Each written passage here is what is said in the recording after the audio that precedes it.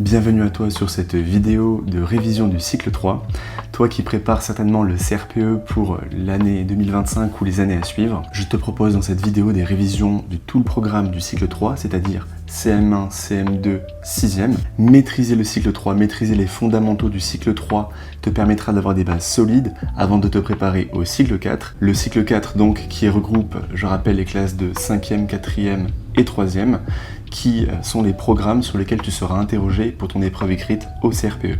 Ce qui est très intéressant aussi dans le fait de maîtriser tous les fondamentaux du cycle 3, c'est que toi, en tant que professeur des écoles, eh bien, c'est le niveau maximal auquel tu auras à enseigner. Parce que oui, certes, on attend de toi qu'au concours, tu maîtrises les notions en mathématiques du cycle 4 et même une petite partie du programme de seconde, mais quand tu seras en tant que professeur des écoles face à ta classe, ce qu'on attend de toi, c'est que tu sois irréprochable sur le cycle 3. Tu vas donc voir dans ce replay une partie leçon dans laquelle on va pour chaque chapitre décortiquer la leçon, essayer de l'expliquer de la manière la plus claire possible. Et puis par la suite, tu verras des exercices d'application par rapport aux différentes propriétés et définitions que l'on aura vues dans la leçon. Je t'ai laissé la possibilité de télécharger tous les exercices corrigés que l'on fera dans ce replay. Tu trouveras le lien pour télécharger ces exercices dans la description sous cette vidéo. Je te souhaite un beau visionnage et je te dis à bientôt. Ok, bon, l'enregistrement a commencé. On va pouvoir débuter avec les nombres décimaux, donc troisième chapitre que l'on traite dans cette remise à niveau sur le cycle 3. Les nombres décimaux, donc on a déjà vu le nombre entier, là on attaque les nombres décimaux. Alors, donc après avoir vu, je rappelle nombre entier 1, nombre entier 2, les fractions et maintenant les nombres décimaux. Tout multiple d'unité, les dixièmes. Alors, quand on couple une unité en 10 parties égales, on obtient des dixièmes. Ok. Donc là, on a vu les fractions divisées par 2, par 4, par plein de choses. Là, on va vraiment se concentrer sur les dixièmes, parce que ça va avoir un certain intérêt. Donc, un dixième se note 1 sur 10. Ça, on l'a compris avec le live d'hier, aucun souci là-dessus. Dans l'unité, il y a 10 dixièmes, donc 1 égale 10 dixièmes. Effectivement, là, si on prend une immense unité, là, le rectangle, qu'on surligne en gris ce qui est un dixième, si on a 10 dixièmes, eh bien, on a en fait une unité complète. D'accord? Et ça fait écho de toute façon à ce qu'on avait vu hier, sur le fait que quand on a un nombre sur lui-même dans une fraction, eh bien, le résultat de ce quotient est 1. Donc ici, on a 3 dixièmes, ok. Là, on a 2 plus 8 dixièmes, donc 2 plus 8 dixièmes, et ça fait au total 28 dixièmes. Ok. Pourquoi? Parce que si on compte les petits dixièmes, il y en a au total 28, donc ça fait 28 dixièmes. Et ce qui va être intéressant, c'est que 28 dixièmes, on peut l'écrire 2,8. Donc lorsque l'on divise par 10, et ça on en avait déjà un petit peu parlé, mais on en reparle précisément dans ce chapitre, lorsque l'on divise par 10 un nombre, ce nombre se voit alors soit perdre un 0 si il termine, donc son chiffre des unités est un 0, soit lorsqu'on divise un nombre qui a déjà une virgule, la virgule va se décaler vers la gauche. On va voir ça. Les centièmes, même principe, exactement la même chose, sauf que là, cette fois-ci, on va découper une zone en 100 parties égales. Et donc, un petit carré dans tout ça fait 1 sur 100, donc 1 centième. Et une unité, c'est quoi? Une unité, c'est 100 centièmes. Donc, c'est lorsque l'on remplit la totalité des petits carrés. Donc, si on a 100 centièmes, ça fait 1, et ça fait encore écho à ce qu'on a vu hier. Lorsqu'on a un nombre sur lui-même dans une fraction, ça fait 1. Ici, on a par exemple 32 centièmes. 32 centièmes qu'on peut décomposer, alors, si on veut s'amuser, en 3 dixièmes plus 2 centièmes. D'accord? Pourquoi? Parce que là, on voit que, on rappelle que 1 dixième, ça représente ça. Donc là, si j'ai une ligne complète colorée, finalement, j'ai 1 dixième.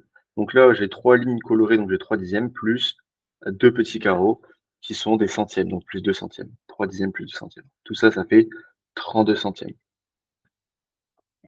275 centièmes, c'est évidemment 100 centièmes plus 100 centièmes, donc là on a 2 centièmes, 200 centièmes, pardon, plus 75 centièmes.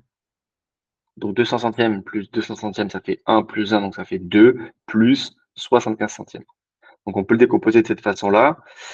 Et c'est ce qu'on fait là notamment. Donc ils disent quoi? Ils disent 2, ok, plus 7 dixièmes. Donc si on décompose en dixièmes, donc il y a 7 lignes horizontales qui sont colorées, plus les 5 centièmes qu'on a ici. Et là, on est en train de décomposer en fait notre nombre selon ses dixièmes et ses centièmes et ses unités. D'accord? On peut toujours décomposer de cette façon. 7 dixièmes, on les retrouve ici, et les 5 centièmes, on va les retrouver là.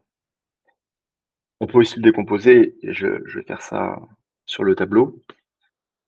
Si je prends, hop, ici j'ai donc 2 unités, plus 7 dixièmes, donc j'ai dit que lorsque je divisais par 10, soit si par exemple si j'ai 70 que je divise par 10, eh bien ça va m'annuler un 0, ça va me faire 7. Ok. Si je n'ai pas, là par exemple c'est le cas, si je n'ai pas de 0, eh bien je vais ajouter une virgule par la gauche. Donc 7, c'est comme si je peux aussi l'écrire 0,7. Et donc, si je divise 7 par 10, ça me fait 0,7. 0,7. Donc, j'ai 2 plus 0,7. 5 centièmes. Bonjour Laurie. Plus 5 centièmes. Donc 5 centièmes, c'est 5 divisé par 100. Même principe. Si je divise par 100, je décale de 2 vers la gauche. Là, je peux mettre autant de zéros que je veux. Hein. Donc, si je décale de 2 vers la gauche, je suis ici du coup. Donc 0,05.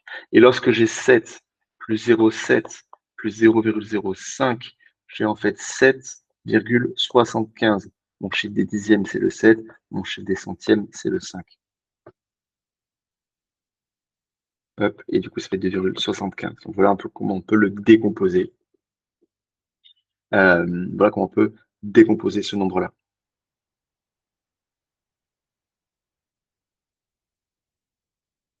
Les millièmes, donc là on peut aller à l'infini, hein, mais les millièmes, ça va être le même principe. Si j'ai 1 millième, c'est que j'ai 1000. Alors là, ils n'ont pas fait de schéma parce que ça aurait été un petit peu illisible, mais c'est comme si je découpais ce carré en 1000 parties égales, et donc une petite partie représente 1 millième. Et donc bien sûr, 1000 millièmes représente à 1. Ici, si j'ai un exemple, alors eux, ils le décomposent comme ça. Donc 14 531 divisé par 1000, donc 14 531 millièmes, c'est 14 unités, plus 531 divisé par 1000, plus, donc voilà, donc c'est égal à 5 divisé par 10, plus 3 divisé par 100, plus 1 divisé par 1000. Ok. Donc, si on prend ça avec précision,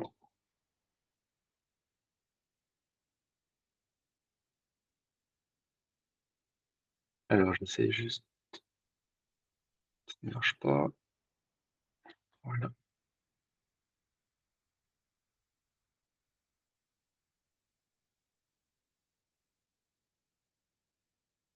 Donc, si on prend ça, donc je sais que déjà, si je divise par 1000, 14 000 quelque chose, j'ai déjà 14 unités. Ah, donc, c'est pour ça que je mets 14 qui est ici. J'ai 14 unités. OK. Maintenant, il me manque 531 que je dois diviser par 1000.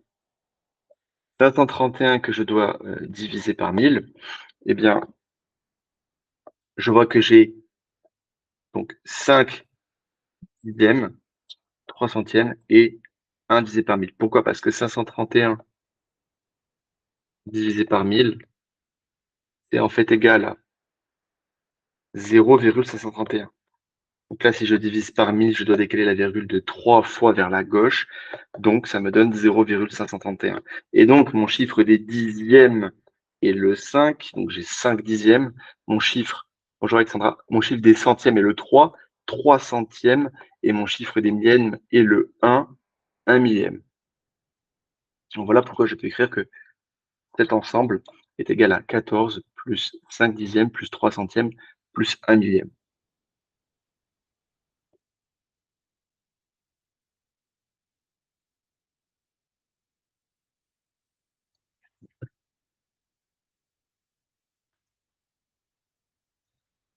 Donc voilà, c'est vraiment une introduction pour parler des parler des nombres décimaux. Bonjour Théo, bonjour à tous et retard, pas de souci. Il n'y a pas de retard à ce niveau-là, dimanche 8h30, c'est déjà pas mal que vous soyez là. Aucun souci à ce niveau. Décomposition et nom des chiffres. Alors, un nombre pouvant s'écrire sous la forme d'une fraction décimale, dont le numérateur est un nombre entier et le dénominateur est 1, 10, 100 000. C'est ça une fraction décimale. Une fraction décimale, j'ai un nombre qui est divisé par ce qu'on appelle un facteur de 10, ou une puissance de 10 plutôt, pour être plus précis. D'accord? Donc, 5 divisé par 10, c'est une fraction décimale. 12 divisé par 100, c'est une fraction décimale. 85 divisé par 32, ce n'est pas une fraction décimale parce que oui, on a un nombre entier au numérateur, mais le dénominateur ne comporte pas une puissance de 10. Alors pourquoi je dis une puissance de 10, c'est pas un facteur de 10? On pourrait dire un facteur de 10, ça suffit.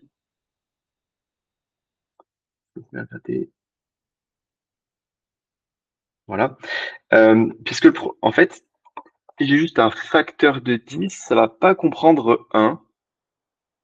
Ça va pas comprendre 1, alors que 1, donc si un nombre est divisé par 1, comme c'est écrit ici, s'il a un dénominateur qui fait 1, eh bien, on est quand même sur une fraction décimale. Et donc là, c'est pour aller un peu plus loin par rapport au cours, mais c'est un truc qu'il faut que vous le sachiez, c'est que, donc, à connaître, je vais l'écrire là comme ça, à connaître, a puissance 0, ça fait 1. Vous allez comprendre pourquoi je dis ça. A puissance 0 fait 1. Ça veut dire que n'importe quel nombre, n'importe quelle lettre à la puissance 0, ça ne fait pas 0 ou je sais pas quoi, ça fait 1. Un peu bizarre, mais c'est une règle mathématique qu'il faut apprendre. Quand on a une puissance qui vaut 0, le résultat est 1. Peu importe la valeur de A. 1 milliard puissance 0, ça fait 1. Voilà. Qu'est-ce que je veux dire par rapport à ça? Donc ça, c'est bien à connaître. Pourquoi j'ai ça? Parce que si j'ai 5 multiples de 10, comme on a vu avec le premier cours, ça voudrait dire 10, donc 1 fois 10, 2 fois 10, 100, 1000, 10 000, 100 000, 1 million, etc. Mais si on fait ça, on ne compte pas le 1. Alors que le 1, il est compté avec 10 puissance 0. C'est vrai que je dis que ça dépend. On a un nombre décimal lorsque on a une écriture décimale, pardon, une fraction décimale, lorsque j'ai un nombre entier au numérateur et j'ai une puissance de 10 au dénominateur. Parce que là, je vais avoir du coup 5 sur 1. Et ça, c'est bien une écriture fractionnaire. Pour rappel, très simplement, les puissances, donc pour les puissances, on aura l'occasion bien sûr de le revoir, mais les puissances, si j'ai A puissance 2, disons, ça veut dire que j'ai A fois A. D'accord? Et A puissance 3, c'est A fois A fois A. Ça, c'est la puissance. OK? Et c'est pour ça que quand je dis que ça dépend, les nombres décimales sont des nombres qui, au dénominateur, ont une puissance de 10. C'est-à-dire que 5 puissance 10 puissance 0. Ensuite, on peut avoir 5 10 puissance 1, 5 10 puissance 2, etc. Et ça fait 10 puissance 1, donc ça fait 10 une seule fois, donc ça fait 10. Et ça, 10 puissance 2, ça fait par exemple 10 fois 10, donc 100. D'accord? Et là, on avait dit que ça faisait 5 sur 1. Tout ça, ce sont des nombres décimaux. 5 est un nombre décimal, alors 50 divisé par 10. Exactement. Enfin, par rapport, si tu veux, on va pas avoir les ensembles de nombres, mais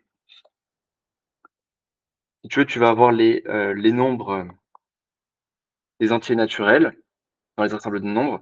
C'est 1, 2, 5, etc. Donc, c'est les nombres, en fait, qui sont entiers et positifs. D'accord? Ça, c'est les entiers naturels. OK. Donc, à l'intérieur, tu as 5. Et il y a plusieurs strates, mais dans les autres ensembles de nombres, il y a aussi les décimaux. Et là, c'est ce qu'on vient de voir. C'est ceux qui peuvent s'écrire avec un dénominateur qui, lui, est une puissance de 10. Donc, par exemple, comme tu m'as dit, 50 divisé par 10, qui fait 5. Donc, en fait, si j'appartiens ici aux décimaux, j'appartiens aussi aux antinaturels. Hein, c'est les poupées russes. D'accord?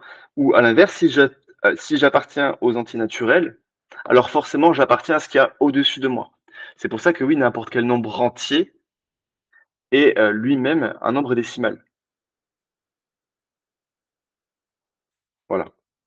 Parce qu'il est compris dans quelque chose qui est plus grand que lui. Ah, c'est plutôt comme ça qu'il faut le voir. Ça, c'est un ordre de nombre, c'est niveau seconde. Je pense que dans nombre et calcul, dans le programme de seconde qui était au programme au CRPE, à mon avis, on voit ça. Donc on aura l'occasion de le revoir, mais plutôt au cours de l'année.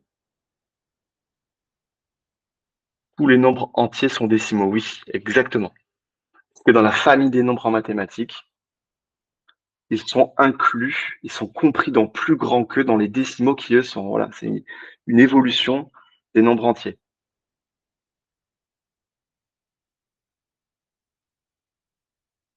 Et par exemple, on a d'autres nombres, voilà, qui ne, par exemple, un tiers, lui, n'appartient pas aux décimaux.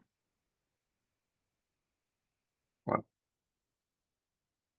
Les nombres entiers sont décimaux, bien sûr. OK. Ensuite.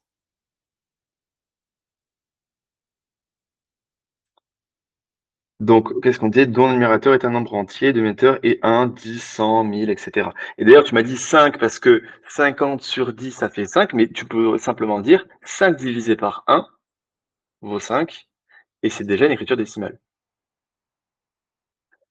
Ouais, pi n'appartient pas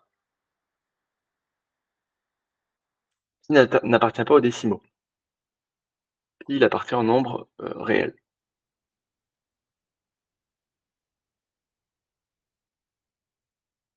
Il n'est pas décimal parce que tu ne pourras pas écrire pi sous une écriture, si tu veux, sous une puissance de 10. C'est pas possible.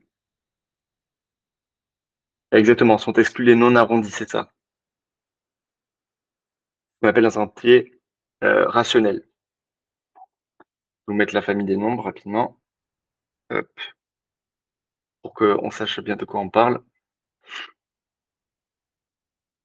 Ils s'appellent les ensembles de nombres. Hop.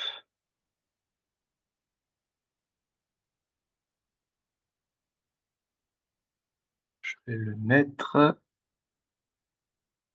Voilà. Tac. Ah, ça va pas marcher si je fais ça. Est-ce que l'on arrondit? Alors, ok, voilà, c'est ça que je vais vous montrer. Les inclusions.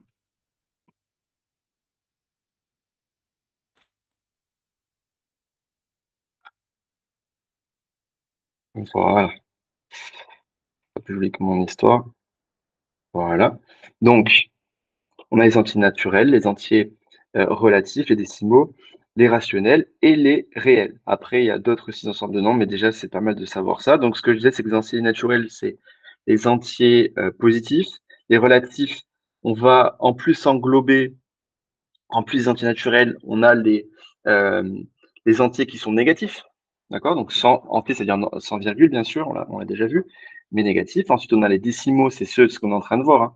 Ceux qui peuvent s'écrire sous une puissance de 10. Un demi, vous allez me dire, bah non, ça va pas un demi. Ben si, puisque un demi, c'est 5 divisé par 10. D'accord? Un demi, c'est en fait 0,5. Et 0,5, c'est 5 divisé par 10. Etc., etc. Mais ça, par contre, ce n'est pas une écriture décimale, d'accord? C'est un nombre décimal, mais l'écriture, elle, n'est pas une fraction décimale, c'est juste ça. Parce que fraction décimale, c'est-à-dire fraction où déci, ça veut dire 10 en fait, hein, en français, donc fraction avec une puissance de 10 au dénominateur. Ça, ce sont des nombres décimaux, mais pas des écritures, ou en tout cas des fractions décimales. 0,7, c'est 7 divisé par 10, etc. Ça, c'est des entiers, c'est des nombres pardon, qui sont relatifs, les rationnels, pardon. C'est donc les rationnels relatifs sont ici, ça c'est les rationnels, c'est ceux qui aussi sont à virgule, entre guillemets, un peu comme les décimaux, mais et donc qui peuvent s'écrire sous une fraction, mais en fait qui n'ont pas de, qui ne s'arrêtent jamais pour parler simplement, d'accord, qui ne s'arrêtent jamais. Par exemple, 1 divisé par 3, c'est 0,33333. Il n'y a pas de fin, il n'y a pas, voilà, après la virgule, il n'y a pas un nombre où ça s'arrête. Et après, on rajoute pour les entiers, les réels, pardon, on a pi et tout ce qui est racine. Les entiers rationnels sont aussi des n. Oui, dans mes rationnels, y compris sont compris pardon, mes entiers naturels. Tu vois? Si je suis ici, j'englobe à la fois l'orange et le vert. Si bien que nous, souvent, et ce sera le cas au CRPE, alors à part quand il y a des questions assez spécifiques, mais on travaille avec les réels, c'est-à-dire on travaille avec tous les nombres que l'on connaît. Puisque les réels, ça rajoute en plus par rapport aux autres ensembles, pi et les racines, mais ça englobe tous les nombres. Par contre, si, à l'inverse, on peut dire que si je me concentre sur les entiers naturels, je ne peux pas avoir du coup, eh bien, les strates supérieures. Je ne peux pas avoir de nombres négatifs, de nombres décimaux, etc., etc. Par contre, si je appartiens aux strates supérieures, je comprends bien les strates inférieures dans mon ensemble de nombres. C'est pour ça que dans les réels, on a ça. Et les décimaux, on a aussi cela. Comme on disait tout à l'heure, hein. 5 est un nombre décimal, puisqu'il peut s'écrire sous la forme 5 divisé par 10.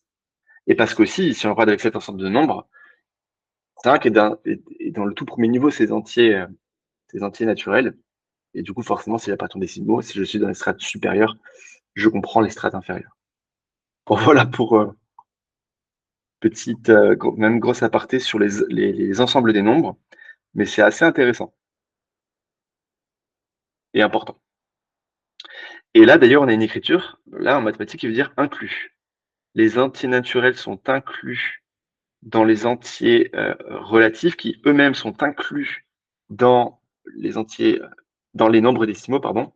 Je sais pas pourquoi je dis entier à chaque fois, les nombres décimaux, qui eux-mêmes sont inclus dans les nombres rationnels, et qui eux-mêmes sont inclus dans les nombres réels. Voilà, c'est des inclusions, ça. Enfin, voilà un petit peu pour les nombres. C'est pour ça que pour l'instant, nous, là, avec la remise à niveau, on s'est concentré un peu sur les entiers naturels, puis on voit les entiers décimaux. Pas les entiers, voilà, les nombres décimaux, désolé. Et les relatifs, ils les ont squeezés. Alors, avançons. Mon café est froid même.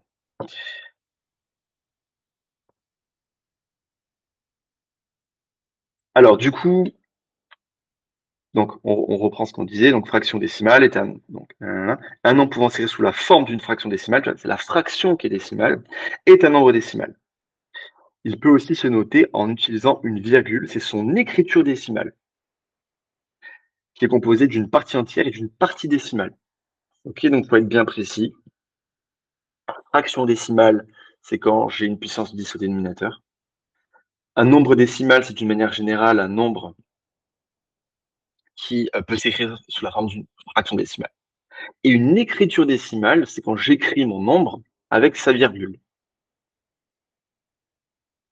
Mais ça ne veut pas dire que, attention, tous les nombres à virgule sont des nombres décimaux, on aura compris. Hein. Il faut quand même qu'on puisse écrire sous la forme d'une fraction décimale. Et un nombre décimal, ou une écriture décimale, est composé d'une partie entière et d'une partie décimale. Ça fait écho notamment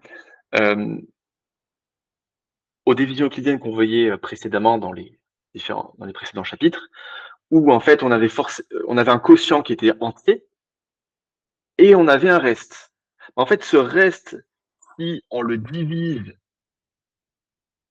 par mon diviseur, alors ça va pas forcément faire du coup une écriture décimale à la fin, mais c'est pour juste comprendre le principe. Bah, c'est ce qui n'a pas encore pu être divisé par mon diviseur. C'est ce qui va donner des virgules, des poussières. Donc là, on parle vraiment de ça, de partie entière et de partie décimale. Par exemple, on considère le nombre décimal, celui-ci. Alors, ok, il peut s'écrire, c'est un nombre décimal. Pourquoi? Parce qu'il peut s'écrire sous la forme d'une fraction décimale. Si on écrit 1 345 824, donc c'est comme si on enlevait les virgules, et qu'on divise par 1000, eh bien ça donne ça. On va décaler de 3 rangs la virgule vers la gauche. Écrire ce nombre en toutes lettres, d'accord, donne une décomposition de ce nombre. Donc, il peut se décomposer comme ci-dessous. Donc, c'est 1 fois 1000, et donc dans la catégorie des milliers, 3 fois 100, donc 3 centaines, 4 dixièmes, 4 fois 10, et 5 unités, 5 fois 1.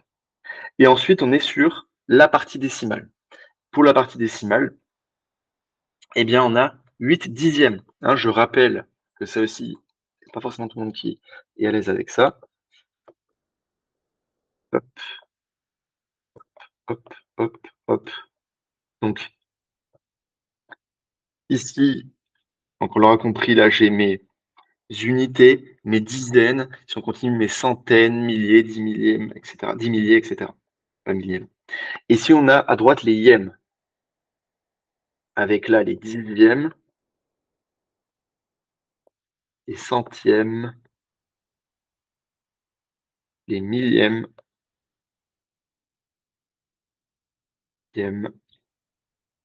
les 10 millièmes, les 100 millièmes, etc., etc. D'accord? Là, ce qui est un petit peu piégeux, c'est qu'on pourrait confondre, parce que là, de l'autre côté, on a les unités, ensuite on a les dizaines, puis on a les centaines, comme je l'expliquais tout à l'heure, donc on a les centaines, etc. Voilà. Bon, des fois il y a des S, des fois il n'y a pas d'S, les collogènes, il y a des S. Donc les centaines, on peut tout mettre au pluriel si on veut. Bah là, en fait, il y a l'unité juste avant la virgule à gauche, alors qu'à droite, on commence directement avec les dixièmes. Alors qu'à gauche, les dizaines ne sont que à partir de la deuxième position. Donc attention à ça, à ne pas confondre. OK? Donc, premier chiffre après la virgule, on a les dixièmes, ensuite les centièmes, les millièmes, 10 millièmes, 100 millièmes, etc., etc. Donc ça veut dire qu'ici, dans ce nombre, dans cette écriture décimale, pour la partie décimale, on a du coup 8 dixièmes. D'accord? Donc 8 fois 1 sur 10, parce que 1 dixième, 8 dixièmes, 2 centièmes et 4 millièmes. Donc dans la position des millièmes. Et ça s'écrit comme ça. Et après, 1 est le chiffre des unités de 1000, 3, le chiffre des, on a dit centaines, 4 des dizaines, 5 des unités, 8 des dixièmes, 2 des centièmes, 4 des millièmes.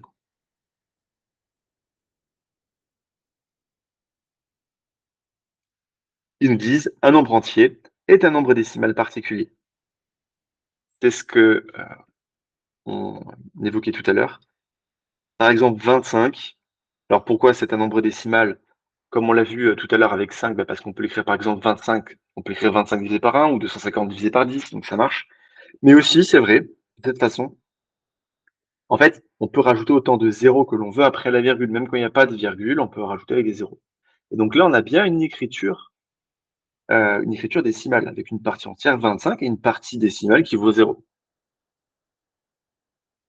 Voilà. Ou alors, comme je l'ai évoqué, on peut l'écrire sous la forme d'une écriture décimale. Ça va jusque-là? Ça, c'est vraiment les bases des maths, mais c'est vrai que quand on a ça, après, on est plus serein pour le reste. Quelles sont les abscisses des points A et B? Bon, ça, on a pas mal travaillé dessus déjà. Mais là, c'est la même chose, mais avec les dixièmes. Donc B, donc là, si déjà, dans un premier temps, on se rappelle, hein, ce qu'il faut voir, c'est comment est découpée ma graduation? Donc, on voit qu'il y a 10 traits, parce que là, on est dans le chapitre des dixièmes, forcément. Donc, il y a 10 traits, ou en tout cas, il y a 10 parties qui composent une unité, donc 10 petites parties, là. Et donc, B, lui, il a 2 parties, donc 2 dixièmes. D'accord? B, il se trouve à, pas 2, pardon, 3, excusez-moi. 1, 2 et 3, effectivement. Donc, il y a 3 petites parties. Celui-là, c'est assez petit. Là, c'est là, pardon. Voilà. Donc, je suis à 1, 2, 3. Je suis à 3 dixièmes, donc à 0,3. Ça, c'est l'abscisse de mon point B. Mon point A, lui, il est à 3, donc en partie entière, il a 3, puis il a 2 dixièmes. Donc 3 plus 0,2, 3,2. Ce qu'on retrouve ici. Et donc, on va noter les abscisses de mes points de cette façon. A étant 3,2 et B étant 0,3. Attention, ici, c'est des virgules. Lorsque, je le répète souvent, mais lorsque on travaillera dans le plan, avec du coup une abscisse et en même temps une ordonnée, donc avec 2 axes, et un point qui serait dans ce plan-là, eh bien, il y aura un point-virgule qui séparera les deux nombres. Et quand il y a un point-virgule, ça veut dire le premier à gauche, abscisse, et après ordonnée. Hein, si j'avais 3 points-2, ça voudrait dire 3 sur les abscisses et 2 sur les ordonnées. Mais là, si j'ai juste 3,2, c'est parce que je travaille sur un seul axe, sur ma droite graduée, et juste 3,2. Donc, pas confondre le virgule et le point-virgule en mathématiques. Comparaison et rangement, on commence à bien comprendre ce qu'est la notion de comparaison à force de la voir. Donc, quand on compare, on se rappelle, c'est dire qui est inférieur, qui est supérieur, qui est égal. Et rangement, alors, je pense que ce qu'ils veulent évoquer par rangement, c'est ordre croissant, ordre décroissant. Alors, comparer deux nombres, c'est trouver lequel est le plus grand, le plus petit, ou dire s'ils sont égaux. Alors, c'est sympa qu'ils nous expliquent ça à la page 53, alors qu'on a déjà vu cette notion au préalable sans qu'ils aient pourtant donné la définition. Bon, pourquoi pas. Remarque, on utilise le symbole supérieur pour dire plus grand que, celui-ci pour dire plus petit que. Bon, ça, on a déjà pas mal vu. Pour comparer deux nombres décimaux écrits sous forme décimale, on compare les parties entières. Ok? Déjà, la partie entière va me permettre de savoir qui est le plus grand nombre. Si je dois comparer, je ne sais pas, 15,3 et 5,3, je sais déjà que sur la partie entière, 15 est supérieur à 5. Par conséquent, 15,3 sera supérieur à 5,3. Pas la peine de regarder l'écriture décimale.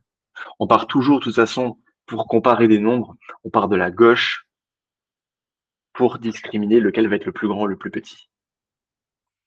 Celui qui va avoir un chiffre des dizaines est plus grand que celui qui n'en a pas. Celui qui va avoir un chiffre des millions va être plus grand euh, que celui qui a uniquement un chiffre des milliers. Donc, en tout cas, une fois qu'on parle des parties entières, on fera des exemples après. Si par exemple ces deux parties sont égales, par exemple j'ai 15,3 et 15,03. Donc les deux parties entières, 15 et 15, sont égales. Donc je ne peux pas discriminer les nombres, je ne peux pas les ranger juste en me basant sur leur partie entière. Dans ces cas-là, je vais me concentrer sur la partie décimale. Si les parties entières sont égales, alors on compare les chiffres des dixièmes. Donc, sur la partie décimale, j'ai dit que toujours on part de la gauche. Donc déjà, on va regarder le chiffre des dixièmes. Celui qui aura un chiffre dixième le plus élevé sera le plus grand. Si c'est égal, on passe au centième. Celui qui a un chiffre des centièmes le plus élevé le plus grand, celui qui a un chiffre des centièmes le plus élevé, le petit et le plus petit, etc., etc. Si ça ne suffit toujours pas, on passe au millième, etc., etc. Voilà comment est-ce qu'on va comparer et ranger des nombres décimaux. Par exemple, si on a 81,357 et 81,36, si simplement on se base sur leur écriture, sur leur partie entière, pardon, on a 80 dans les deux cas de figure, du coup, on ne peut pas dire lequel est plus grand ou plus petit. On regarde le chiffre des dixièmes, donc 3, les deux sont identiques. Pareil, impossible de les discriminer. Et ensuite, on regarde le chiffre des centièmes, et là, on s'aperçoit que 6 est supérieur à 5. Par conséquent, 81,36 est supérieur à 81,357. D'accord? Et là, c'est vraiment un piège. Et c'est aussi comme ça que on peut voir des candidats qui seront mal préparés ou qui sont pas forcément à l'aise avec les mathématiques, c'est que là, on peut se dire naïvement, oui, mais 81,357, bah, 357, c'est plus grand que 36. Donc, c'est ce nombre qui va être plus grand. Non, ça fonctionne pas comme ça. Parce que quand on compare la partie décimale, encore une fois, il faut comparer en partant des dixièmes, puis des centièmes, puis les millièmes, ainsi de suite, jusqu'à se trouver une différence entre les deux. Et pourquoi aussi on peut dire que 80,36 est plus grand que 81,357? Puisque tout simplement, on rappelle qu'en mathématiques, on peut rajouter autant de zéros que l'on veut après la virgule.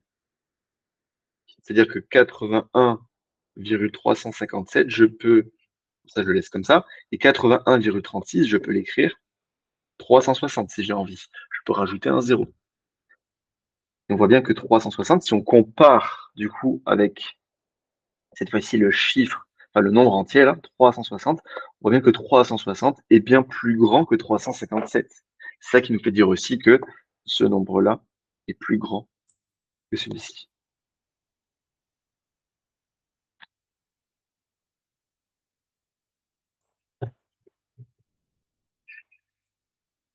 Alors, quand les parties entières sont égales, on peut comparer les parties décimales. C'est ce qu'on vient de faire à l'instant. Ah ben là, c'est ce qu'ils ont comparé aussi, voilà. J'ai le bon réflexe. 80,36 est plus grand que 357, parce que si on veut, on peut rajouter un zéro, et là on a 360 millièmes qui va être plus grand que 357 millièmes. Alors là, voilà, un exemple, ranger les nombres par ordre croissant, c'est ça qui était demandé. C'est ça, par ordre croissant. Bon, bah, dans un premier temps, on va regarder les parties entières. Ok, on a du 25, on a du 253, on a du 235. Par ordre croissant, du coup, c'est du plus petit au plus grand. Donc déjà, on va avoir les 25 qui vont rentrer dans la course. Ok, donc on en a 3 des 25. Et après, on va regarder quels sont les nombres. Alors, soit effectivement, on regarde dixième par dixième comme on l'a appris, ou soit on regarde directement le nombre. Ça marche aussi, hein. Mais attention, il faut qu'il y ait autant de nombres.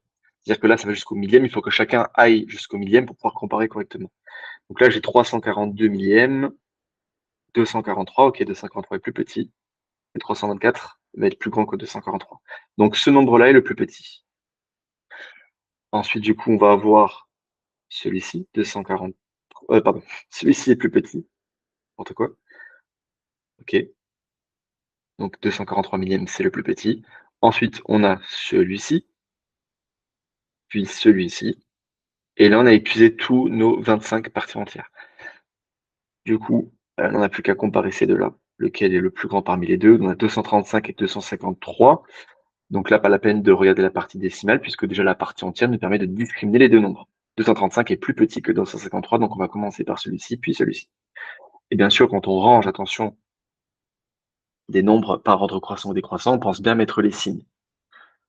Ça ressemble un peu à l'inclusion qu'on avait tout à l'heure. On va dire que le premier, hop, plus petit que le second, qui lui-même est plus petit que le troisième, plus petit que le quatrième, etc. Voilà, là on va ranger. Voilà un petit peu pour la partie du coup de cours sur les nombres décimaux. Ça regroupait tout simplement ça. Je vous propose une petite pause avant de passer aux exercices. Et donc, on se retrouve à 14h, à 9h15, qu'est-ce que je raconte? À 9h15, dans 5 minutes. À tout à l'heure. Oui. Ok, super. Ouais, c'est quand je range mes écouteurs et que je les reprends, ça, après ça se déconnecte. Ok, je disais pardon, excusez-moi. Du coup, on va, comme à chaque live, faire les deux premiers exercices, puis le dernier exercice de chaque sous-partie. Et s'il nous reste un petit peu de temps, on avancera en faisant l'avant-dernier exercice de chaque sous-partie, puis avant-dernier, etc., etc. Est-ce que sur la partie du cours, déjà, c'est clair pour tout le monde par rapport au nombre décimaux? On a pu aussi, du coup, se prendre un temps pour voir un petit peu tous les nombres qu'il y a en mathématiques, en tout cas ceux les plus usuels, disons. Oui, parfait pour Aïda, super.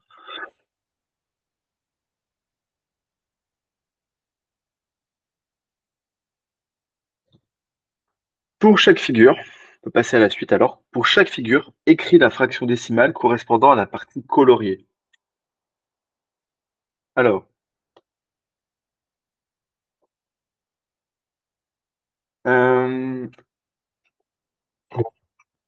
qu'est-ce qu'on en pense du A? 1.A. Donc on est des parties de 10, et là on a quelle fraction décimale? Dixième, oui. Parfait. Ensuite, on a, il me semble, 6 dixièmes. Ok, donc 60 j'ai... centimes. Ou 60 centièmes. Ouais, comme on veut. Ça marche aussi. D'accord, comme on a envie. Et si on simplifie, puisqu'on va un peu s'entraîner à faire ça, on a dit donc 6 dixièmes, c'est 3 fois 2. 10, c'est 2 fois 5. 5 fois 2. Et ça fait 3 cinquièmes.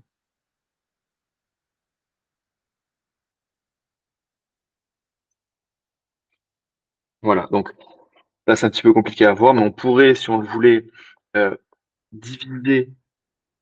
Enfin, c'est même pas du tout compliqué à voir, hein. Si, hop, je divise en 5 parties égales cette fois-ci. Voilà. Donc je vais faire ça comme ça. Voilà. Ah, j'étais intelligent, je l'ai fait dans le mauvais sens. Je vais faire comme ça.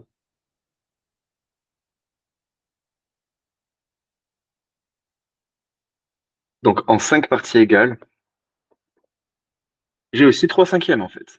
C'est là où on voit l'intérêt de la simplification. D'accord? Je peux l'écrire 6 dixièmes.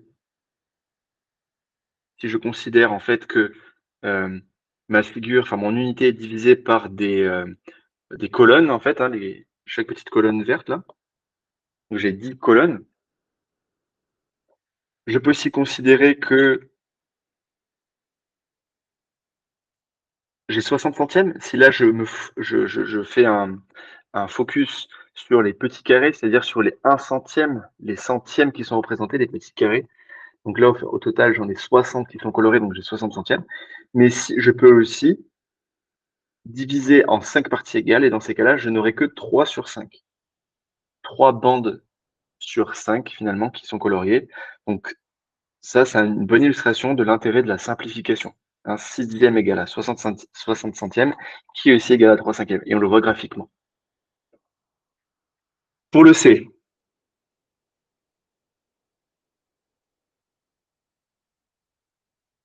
le C, 23 centièmes. on a 23 centièmes. Voilà. Donc on a 23 centièmes, puisqu'on a 10 centièmes ici, 10 centièmes ici, 3 centièmes là. Au total, 23 centièmes. Super. On peut aussi l'écrire comment?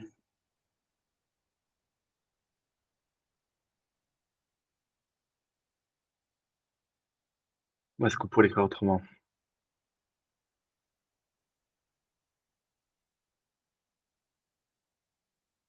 On va écrire du coup 2 dixièmes plus 3 centièmes. D'accord? J'ai 2 dixièmes plus 3 centièmes. Pour le D, là, dans le cas de figure, on a une partie entière parce qu'on a une unité qui est complète. Donc, on a 1 plus... Attends, on va quand même être proche de ce qui nous était demandé. La fraction décimale, ok. Je peux vraiment écrire la fraction décimale. Donc, je ne peux pas écrire comme je souhaite l'écrire là. Mais on va quand même l'écrire, après on va donner la fraction décimale. Donc, c'est 1 plus 1, 2, 3, 4, 5, 6 dixièmes. Et au total, ça fait du coup 16 dixièmes. Soit parce que je compte chaque partie, ou soit parce que je me dis 1 c'est quoi? C'est 10 dixièmes. D'accord? 1 c'est 10 dixièmes, donc 10 dixièmes plus 6 dixièmes. Quand on additionne deux fractions avec un même dénominateur, uniquement les numérateurs entre qui s'additionnent. Ça, je le rappelle, et je vois trop d'erreurs par rapport à ça. Lorsque j'ai A sur B plus C sur B, d'accord, avec A, C et B des nombres entiers, donc peu importe la valeur des nombres, eh bien ça fait A plus C sur B. D'accord? Donc j'additionne les numérateurs lorsque j'ai deux dénominateurs qui sont égaux. Je le rappelle et j'en profite ici, que lorsque je dois additionner deux nombres ou deux fractions, il faut absolument qu'elles aient le même dénominateur pour que je puisse les additionner. La même chose pour la soustraction. Je ne peux pas additionner deux fractions si elles n'ont pas le même dénominateur. On ne peut pas soustraire deux fractions si elles n'ont pas le même dénominateur. Et je ne peux pas additionner ou soustraire une fraction avec un nombre comme ça, sans que mettre le nombre qui n'a pas de dénominateur, et sans lui mettre le bon dénominateur. Donc ça va consister, donc, quand on a des opérations comme ça à réaliser, à savoir mettre les deux nombres sous le même dénominateur dans un premier temps, pour après pouvoir additionner ou soustraire les numérateurs. Pour la multiplication et pour la division, ça ne fonctionne pas pareil. On s'en fiche du numérateur et du dénominateur, peu importe leur valeur, on peut réaliser le calcul. Ça, c'est un rappel sur addition ou soustraction de fractions.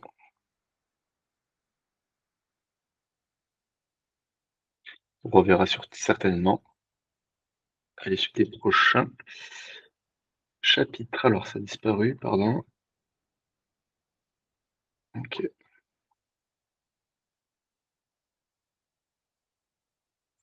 C'est vrai, la son cinéma, c'est bon. Hop. Donc, rappel important, puisque je vois trop de personnes qui ne savent pas, en préparant le CRPE, additionner deux fractions. Et pourtant, bah, c'est capital à certains moments. Alors, ben, on a 100 centièmes. Hein, on a toute une unité qui est pleine, donc c'est 100 centièmes. Plus, alors là, je ne sais pas combien ça fait. Le mieux, c'est, alors, ça, c'est pour l'esprit mathématique. Je lui donne des petites techniques comme ça.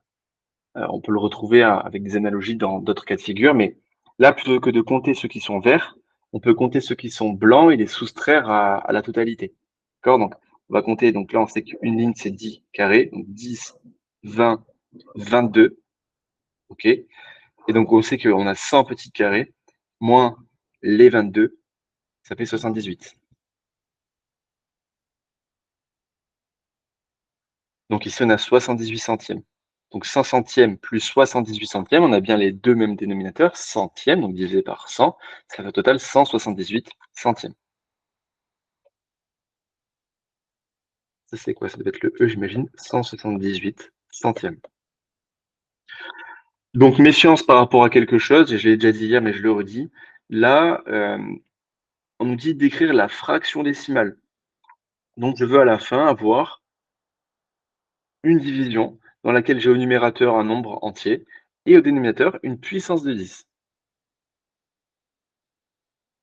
C'est important que ça va être ma réponse. Je ne peux pas l'écrire différemment. On peut simplifier parce qu'on s'entraîne, nous, à simplifier. Mais là, la réponse à la question attendue, c'est celle-ci. Faire attention à ça. Des fois, on va en faire trop en maths parce qu'on veut montrer qu'on connaît, qu'on sait simplifier ou je ne sais pas quoi. Mais attention de toujours bien répondre précisément à la question qui est posée. Effectivement, si on simplifie, ça donne ça, 89 sur 50. 78. Donc on commence, là c'est dur à simplifier, on se dit, oulala, comment on va faire? C'est des gros nombres. Bah, ce qu'on peut se dire, c'est, déjà on voit qu'ils sont pairs. Donc chacun peut écrire 2 fois quelque chose, vu qu'ils sont pairs. Ils sont un multiple de 2. Je renvoie au premier lettre qu'on a fait ensemble. Donc 2 fois 89. Et en bas, 100, c'est 2 fois 50. On peut barrer. Et là, on a 89 sur 50. Là, après, il faut savoir si ça, on peut mieux l'écrire. Alors, le mieux, c'est de se baser sur 50. 50, par quoi il va être divisible? Par 0, par 0, n'importe quoi. Il termine par 0, du coup, il est divisible par 5. Je rappelle que les nombres qui terminent par 0 ou 5 sont divisibles par 5. Il est aussi divisible par 10. Donc 50, c'est 5 fois 10. Et divisible par 2, puisqu'il est pair. son nombre des unités, son chiffre des unités est pair, donc il divise par 2, donc c'est 2 fois 25. Voilà, donc 50, on disait que c'était divisible par 5, parce que ça termine par 0, par 10, parce que ça termine par 0 aussi. Donc 5, 10, par 25, par 2, parce que c'est pair. Et je pense qu'on a fait le tour. Or, 89 n'est ni divisible par 2, parce que ne termine pas par un chiffre pair, enfin, n'a pas un chiffre pair comme chiffre des unités, n'est pas divisible par 10 parce que ça ne termine pas par 0, n'est pas divisible par 5 parce que ça ne termine pas par 0 ou par 5, n'est pas divisible par 25 parce qu'on voit bien qu'il n'y a pas 89, ce n'est pas une certaine quantité de fois 25. Donc en fait, c'est réductible. 6 dixièmes, combien ça fait en centièmes? C'est ça comme ça. Ça va faire 60. 60 centièmes. OK? Donc 60 centièmes, pourquoi? Parce que deux façons de le voir. Soit je dis que ce que je peux faire dans une fraction, et ça c'est une nouvelle règle, du coup on peut voir ensemble. Donc rappel d'une règle.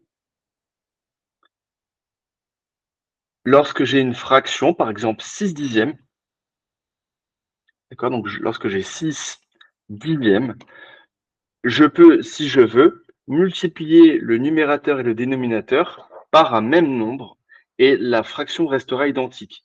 C'est-à-dire que si je multiplie par 10 le numérateur et que je multiplie par 10 le dénominateur, la fraction reste vraie. Et donc 6 fois 10 c'est 60, et au dénominateur 10 fois 10, ça fait 100. OK? Donc une façon de passer de 6 dixièmes à quelque chose sur 100, simplement il faut se dire par quoi je dois multiplier le dénominateur, donc 10 pour obtenir du 100. Je vois que c'est par 10, donc faire fois 10. Je fais la même chose au numérateur et j'obtiens 60 sur 100. OK. Alors pour le B, 16 dixièmes, c'est égal à quoi plus quoi sur 10? 1 plus 6 dixièmes. 1 plus 6 dixièmes. Comment on voit ça? Parce que 1, c'est égal à 10 dixièmes. Donc une unité complète. Et il nous reste 6 dixièmes. Voilà, exactement. Donc ça, c'était pour le A. Hop. Pour le B, alors il y a plusieurs façons de le voir à nouveau. On peut se dire, comme a très bien dit Ambre, donc qu'est-ce qu'on fait? On dit que 16 dixièmes, on peut le décomposer en deux fractions. Donc 16 dixièmes, c'est en fait égal à 10 dixièmes plus 6 dixièmes. Ça va pas être pratique pour terminer le live, je suis désolé, je ferai attention la fois prochaine.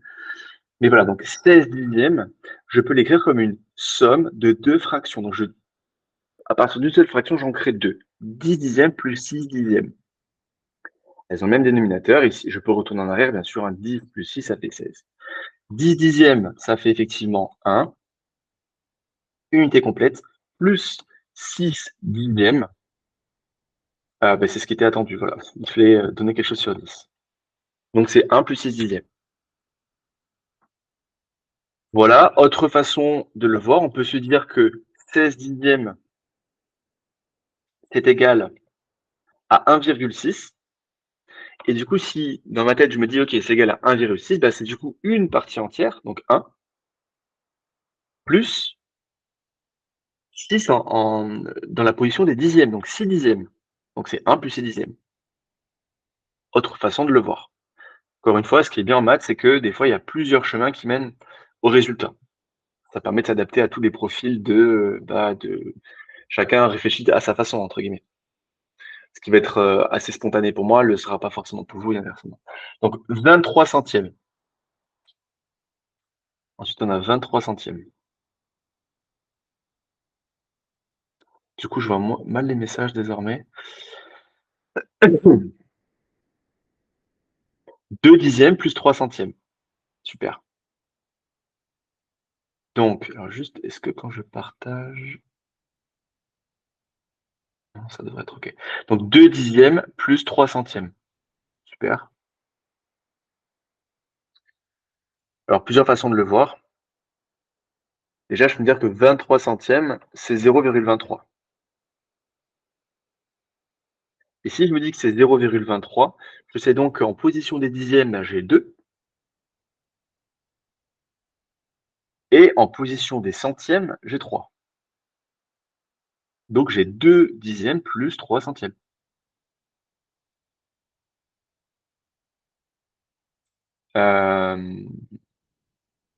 Voilà, après je sais pas si quelqu'un a une autre stratégie mentale pour arriver au résultat.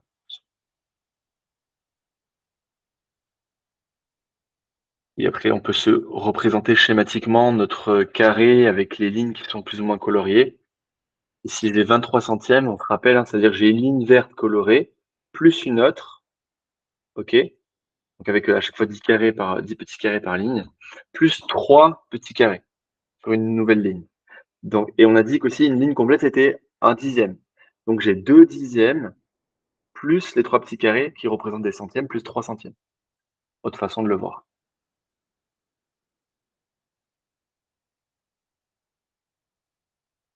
Ok, ça c'était pour le C. Ensuite, pour le D, on a 178 centièmes.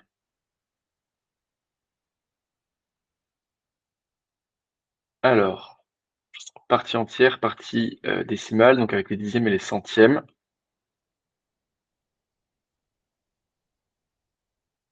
Un plus 7 dixièmes plus 8 centièmes, parfait.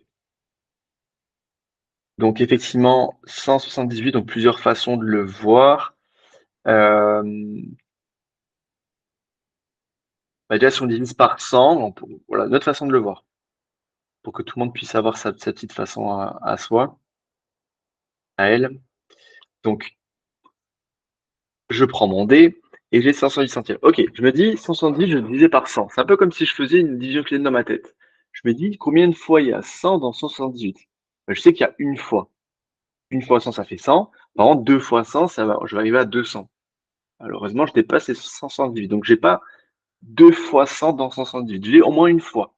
J'ai une fois plus des poussières. Donc, je sais que je l'ai une fois plus, eh bien, 78 que je dois diviser par 100. 78 que je dois diviser par 100, c'est du coup 78 centièmes.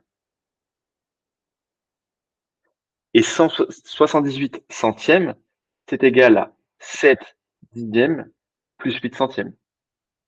D'accord? 78, on va l'écrire comme ça. 78 centièmes. Je peux aussi écrire tout ça comme 1 plus 7 dixièmes plus 8 centièmes. Puisque 78 divisé par 100, eh bien, c'est 0,78. Et 0,78, je vois que mon chiffre des dixièmes, c'est 7. Et mon chiffre des centièmes, c'est 8. Voilà pour ça. Ça va?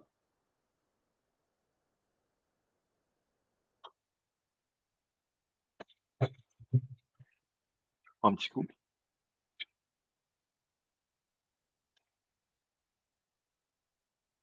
Et ensuite, on avait ça, donne 3 écritures différentes de chaque nombre. Ah ben voilà. Donc 3 écritures différentes de chaque nombre.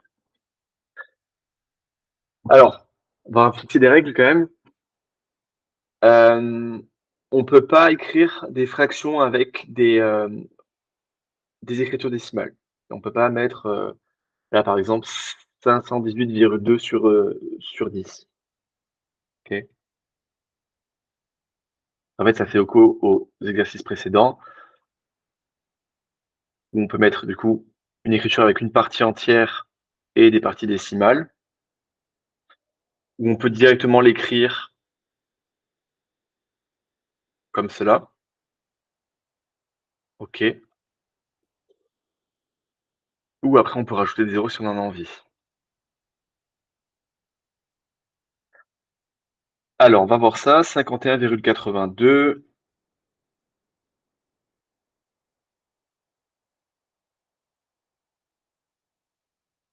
51,82. Alors, comment on peut écrire ça?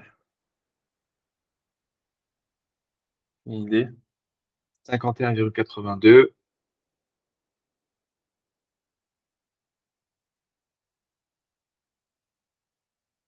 On peut écrire ça comme 5182 divisé par 100.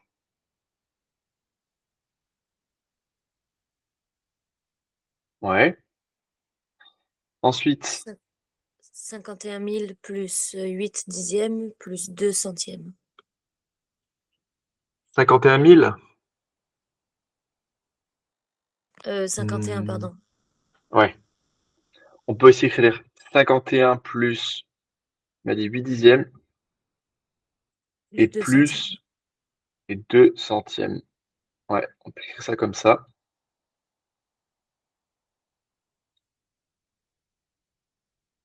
Euh, bon, notre Ou façon alors de l'écrire, 51 plus 82 centièmes. 51 plus 82 centièmes. Ouais, ça marche. On peut aussi l'écrire, centième, pardon. On peut aussi l'écrire, on peut s'amuser, hein, 5 fois 10 plus 1 plus 8 fois 1 dixième, 8 dixièmes en fait, hein, et plus 2 fois 1 centième. Cette écriture est aussi valable. Donc j'ai 5 dizaines, 8 unités, pardon, 5 dizaines, une unité, 8 dixièmes et 2 centièmes. Ça fonctionne. 8,456, alors que je fasse pas la même chose avec mon Mac quand même, ça va pas s'éteindre. Donc 8,456, on va pouvoir écrire ça.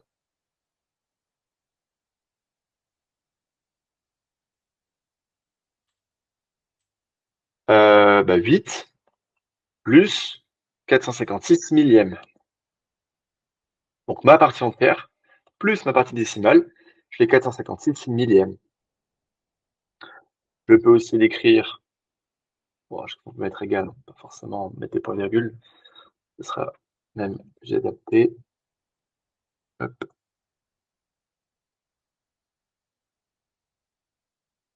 Ok, donc c'est aussi 8456 divisé par 1000, d'accord? Donc 8456 divisé par 1000, je rappelle que si je divise par 1000, là j'ai pas de virgule, du coup je vais devoir décaler de 3 fois vers la gauche en créant une virgule, donc au début par défaut elle est après le 6, elle arrive après entre le 6 et le 5, entre 4 et 5, et une troisième fois du coup entre 8 et le 4. Donc ça fait bien 8,456.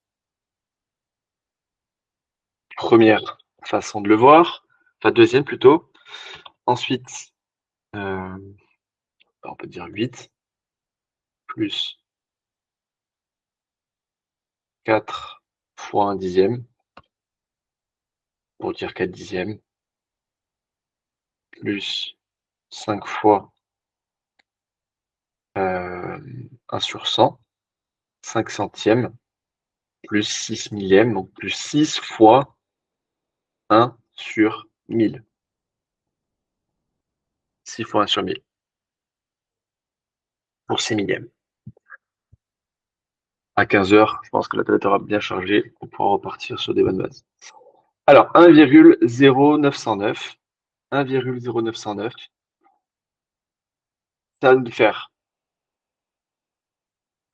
1 plus 909 quoi du coup? Par quoi je digite là? 10 millièmes. Ouais, tout à fait. Alors si effectivement les zéros après le dernier chiffre n'ont pas d'importance, on peut les enlever, donc on pourrait mettre autant de zéros qu'on veut. Ceux par contre avant ont de l'intérêt. Donc ici, mon chiffre des dixièmes c'est 0, des centièmes c'est 9, des millièmes c'est 0, et des dix millièmes c'est 9. Donc là, si je dois écrire ça, je peux écrire 909, parce que là, pour le coup, ça passe sur utile de mettre 0,909. Par contre, je vais bien devoir écrire 10 millièmes, attention. Donc c'est ça, c'est aussi 10 909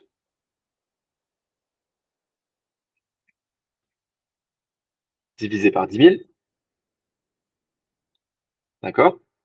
Ça marche aussi. Donc là, je dois décaler la virgule de combien de crans? Bah, autant de zéros qu'il y a. Donc 1, 2, 3, 4. 1, 2, 3, 4. Je retrouve bien mon 1,0909, c'est OK. Et après, on peut le décomposer 1 plus 0 dixième plus 9 centièmes plus 0 10 millième, mais on va rien écrire, et plus 9 millième. On peut aussi l'écrire d'ailleurs. 1 plus 9 centièmes, on va directement l'écrire. 0,09. Ça, c'est notre écriture aussi valable. Hein. Plus uniquement les 10 millièmes, c'est encore des 9. Donc 0, normalement, si je ne dis pas de bêtises, c'est ça. Dixième, centième, millième, 10 millième. Voilà. 1 plus 0,09, donc 9 centièmes plus 9 10 millièmes. Ça me donne bien 1,0909. Encore une nouvelle écriture. Voilà pour ça. Et donc ça, c'était le dernier, la première sous-partie. OK. Ensuite, numération donne une écriture décimale de chaque nombre. On va voir ça.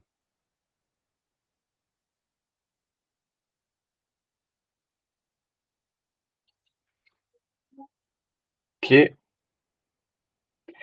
7 unités et 8 dixièmes. Donc, 7 unités, 7 et 8 dixièmes, 8 dixièmes. Et là, je veux une écriture décimale. Donc, une écriture décimale, ça va être les virgules. On peut déjà passer par ça si je suis plus à l'aise, donc 7 plus 8 dixièmes. Et après me dire, bon, du coup, j'ai 7,8 dixièmes, c'est 0,8. Comme je disais tout à l'heure, je peux rajouter autant de zéros que je veux. Ok, donc là, encore une fois, même si ce genre d'exercice est assez simple, tout ça, pour la plupart, là, ce qui est intéressant, c'est par exemple de s'entraîner à se dire qu'est-ce qu'on me demande concrètement en français, pour que je puisse y répondre. Si je réponds juste ça, c'est pas bon. Je suis à côté de ce qui m'est demandé. Je veux une écriture décimale. Une écriture décimale, c'est ça. Du coup, eh bien, je dois donner ça à la fin. Sans unité, 8 dixièmes. Et je veux quoi? Et 1 centième. 100,81. Sans unité, 8 dixièmes et 1 centième. 200 unités et 3 centièmes. Donc 200 unités et 3 centièmes, ça me donne ça. 200 plus 3 centièmes. Si je suis pas à l'aise, je peux aussi me dire que 3 centièmes, je vais décomposer, je veux dire c'est 0,00, non pas du tout, 0,3. Et c'est donc égal à 200,03. Quand je décompose le 3 centièmes en écriture décimale avant d'additionner les deux écritures décimales, ici 200,03. 13 centaines. Alors 13 centaines, ça fait combien?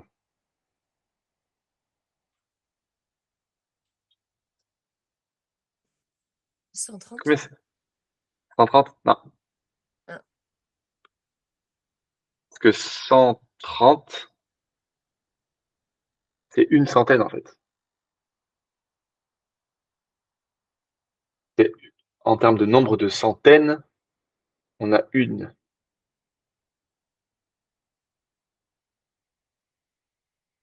Si j'ai 13 centaines, en fait, c'est comme si j'avais 13 fois 100. 13 centaines plus 9 dixièmes plus 4 millièmes. 4 millièmes. Théo, Oui. il y a Laurie qui a écrit un message et elle ne voit pas ce que tu fais. Ah. embêtant. Est-ce que tu confirmes, Laurie? Pourtant, les autres, vous voyez bien mon écran? Je vais Oui. voir combien est de charge de la tablette. Ça devrait le faire, je vais la surveiller quand même. On va repartir sur de bonnes bases. Excuse-nous, Laurie. Alors, c'est bon, tu voyais. Ah, ok. Ah, ça s'était bloqué. Bizarre. Pour le numérique, c'est bien quand ça marche, et quand ça marche pas après, bon, bah, ça, c'est moins bien. Alors, je remets tout en place avec la tablette en veillant à ce qu'elle ne perde pas trop de batterie. Ça sera bon. Tac.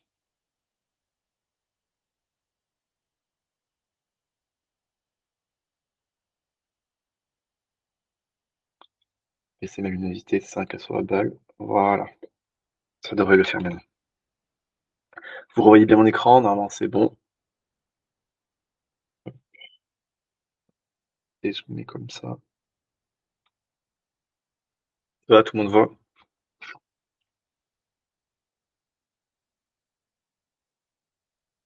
Ok, super.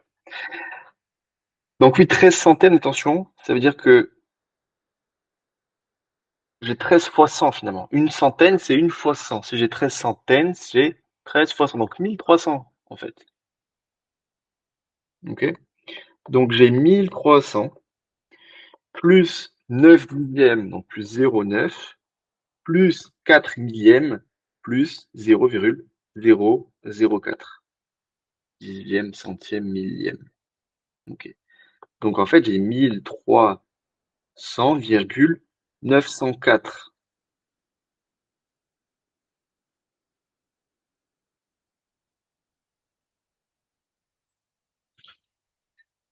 Ok, 36 milliers et 8 millièmes. 36 milliers, donc j'ai 36 000. C'est comme si j'avais 36 milliers, 1 millier, 2 milliers, 3 milliers, 36 milliers. Et 8 millièmes. Plus 8 millièmes. 8 fois 1 sur 1000, si je veux l'écrire un peu comme celui d'avant. Donc ça me fait 36 000. Alors, attention, on va abuser des zéros. Plus 0,08.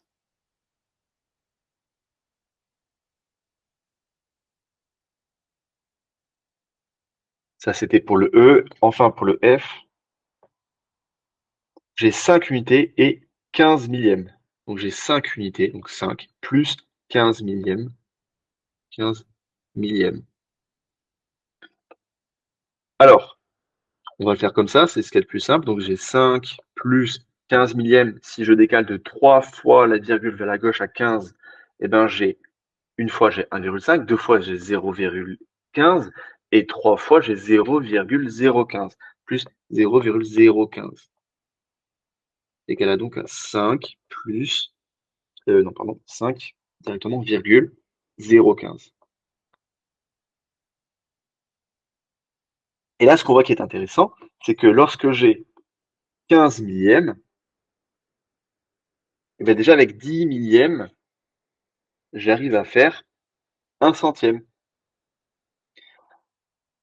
Donc en fait, c'est un petit peu l'inverse de ce qu'il y avait tout à l'heure. Si je fais l'analogie avec nos fameux 13 centaines, ça veut dire que là, j'ai les unités, dizaines, centaines, milliers, etc. Et là, j'ai les dixièmes, centièmes, millièmes, des millièmes, etc. Ok. Tout à l'heure, j'avais 13 centaines. Je sais que mes centaines, c'était ça, 13 centaines, oui. Donc là, j'ai les unités, les dizaines, les centaines. Donc là, j'ai mes centaines. Et si j'ai 13 centaines, j'ai ça en fait. Et j'ai 1300. Alors que là, quand j'ai 15 millièmes, donc dixième, centième, millième, les millièmes sont ici. Il y a 2 L à millième. Moi, je ne ressors pas le CRPE en français. Oui, il y a 2 L. Quand j'ai 15 millièmes, cette fois-ci, je ne vais pas l'écrire comme ça, hein. Je l'écris bien comme ça. Et je rajoute le 0 qui manque. D'accord? Voilà la différence un petit peu sur le placement qui peuvent être par moments un peu plus complexes. Sinon, si je veux pas me faire d'erreur, je l'écris comme ça, je le décompose directement en écriture décimale, puis après j'additionne les 2 écritures décimales. Et si je veux le faire d'un coup en me disant avec 15 millièmes, ça fait directement 0,15, faire attention à ça. De la même façon que si nous avions, je sais pas moi, 153 millièmes, c'est du coup 153 ici. 1, 5 et 3. 153 millièmes. OK pour ça.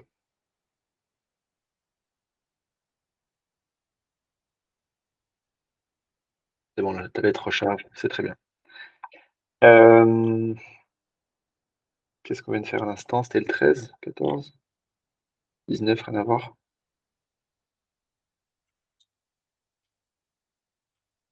19, c'était le premier là, d'accord, très bien. Le 20.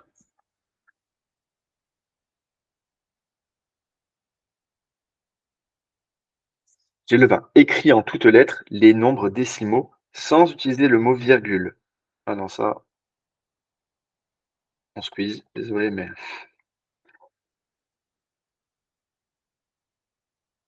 on va faire plutôt le 21. Tout ce qui est écrire en lettres et tout, bon, ça va, ça sera pas du tout au CRPE. Il n'y a pas trop d'intérêt à travailler ça.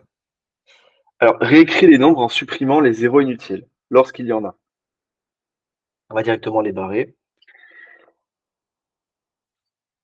Cela ne sert à rien.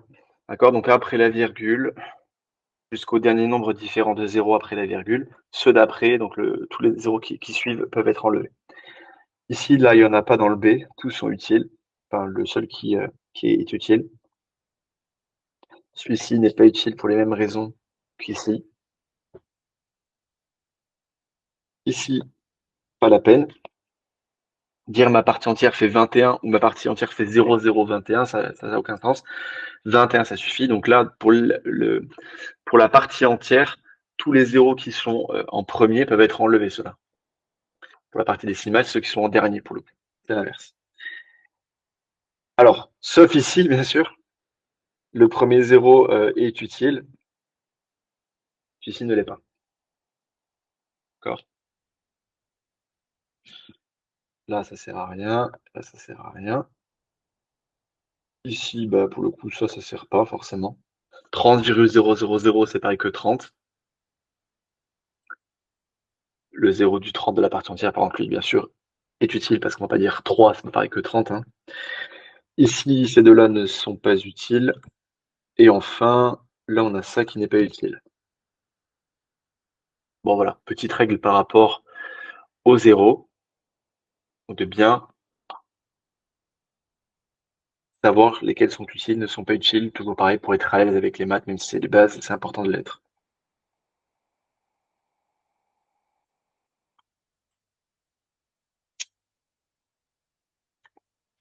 Alors, ça, c'est pas mal. Le 28. Alors, j'ai le 28 qui est ici. Je vais le mettre un peu plus haut. OK. Trouve chaque nombre. Qu'est-ce qu'on me dit? Je suis un nombre décimal à 5 chiffres. Mon chiffre des centièmes est 8. Mon chiffre des dixièmes et des centaines est 7. Mon chiffre des unités est 4. Mon chiffre des dizaines est 9. Alors, si vous ne l'avez pas encore fait de votre côté, au préalable la séance, je vous laisse le temps d'y réfléchir et 1 ou 2 minutes, et après de me donner votre réponse. Qu'est-ce que vous pensez qu'est ce nombre?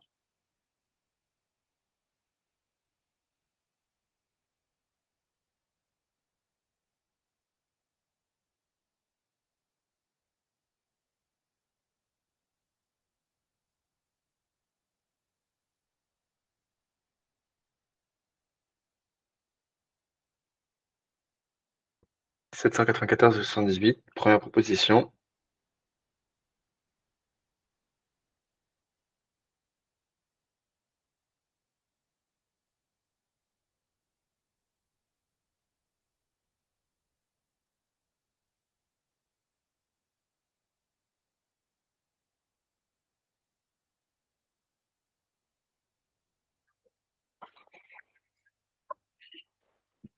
qu'il y a des propositions différentes ou pas? D'accord pour Ambre.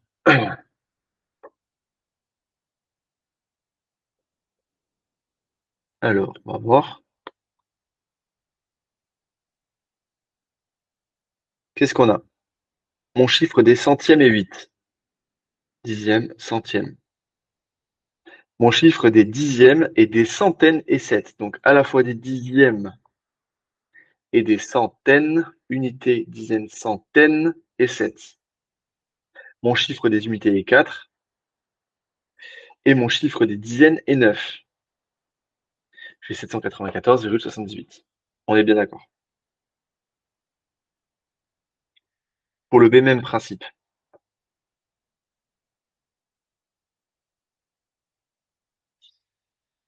Donc, nombre décimal à 4 chiffres.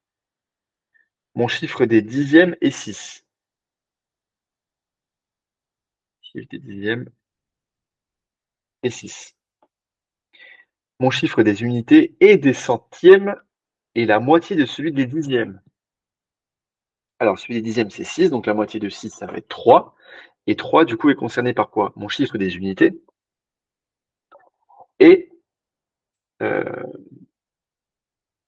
et mon chiffre des centièmes.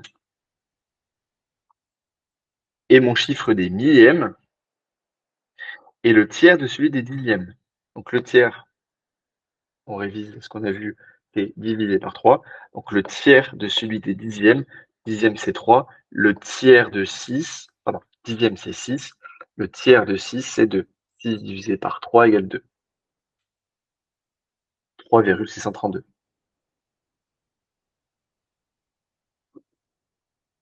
OK? C'était pour le B.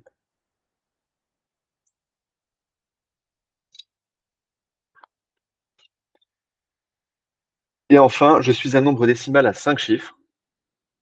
Mon nombre des dixièmes est 243. Donc, mon nombre des dixièmes est 243. Comme on l'a vu tout à l'heure, je dois donc l'écrire comme ça. OK? Mes dixièmes sont ici. On termine par ça. Autre façon de le voir, hein, si c'est pas très clair pour vous, pourquoi est-ce que dixième c'est 243 dans cet ordre-là et pas dans l'autre? Bah parce que 243 dixièmes,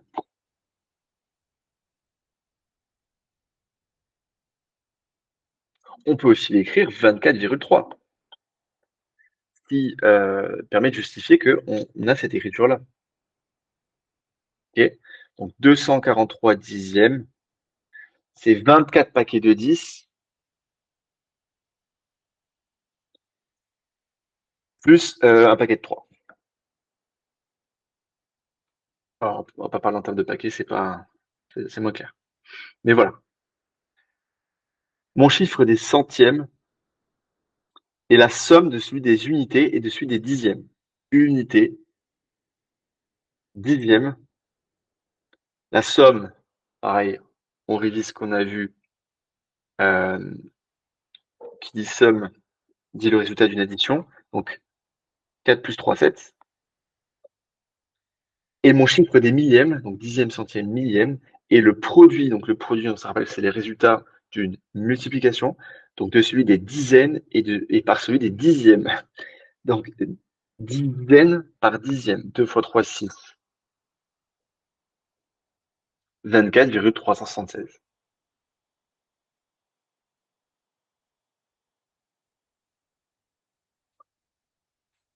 Très bien. Ça, c'était pour ça. Ensuite, demi-droite graduée. Demi-droite graduée. Observe, recopie et complète chaque série. Ok, pourquoi pas.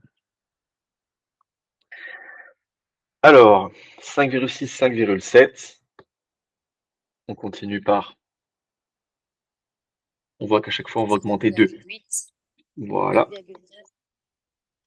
6 et 6,1. Ok, super. Donc, on voit que dans l'exemple, à chaque fois, on augmente d'un dixième. 5,6, 5,7, 5,8, etc. Et une fois que j'arrive à. C'est là, hein, on voit la notion de 10 dixièmes, imaginons. Si j'ai 10 dixièmes, eh bien, on comprend bien que 10 dixièmes vont créer une nouvelle unité. C'est pour ça que quand on note, à nouveau, 243 dixièmes, ben on sait qu'en fait, il y a 24 unités qui ont été créées grâce à 243 dixièmes. Là, on voit bien là comment ça fonctionne. Alors ici, 58, 59, cette fois-ci, on va augmenter de centième par centième. 9,60, 9,61. Pareil, dès que j'ai 10 centièmes, eh bien, je rajoute un dixième. Et dans l'ordre, cette fois-ci, décroissant, donc 57, 9,56. Alors, combien je vais avoir avant ça? Donc 3, 3, 0, 1. Ensuite, en dessous, il y a quoi? 2,99. Voilà. Donc là, je vois que je décroît de centième par centième. Effectivement, 2,99. 2,98. 2,97. 2,96. 16, 96, 18, 19. Et quand j'arrive à 100 centièmes, ben forcément, je rajoute une unité. Donc j'arrive à 3. 100 centièmes, on n'écrit pas 2, on va pas écrire 2,100, on se tromperait. On arrive du coup à créer une nouvelle unité. Donc ça fait 3. Une unité pleine, disons. 5, 25, 5. Je décroît de 25 centièmes par 25 centièmes. 4,75. 4,75. 4,5 ou 4,50, comme on préfère. 4,25 et 4. OK. Et là, je décroît de 2 dixièmes par 2 dixièmes, ou j'augmente à l'inverse de 2 dixièmes par 2 dixièmes. 15,2, 15,4, 14,6, 14,4.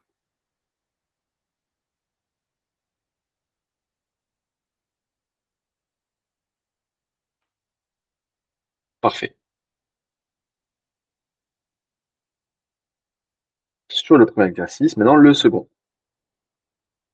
Écris l'abscisse de chaque point.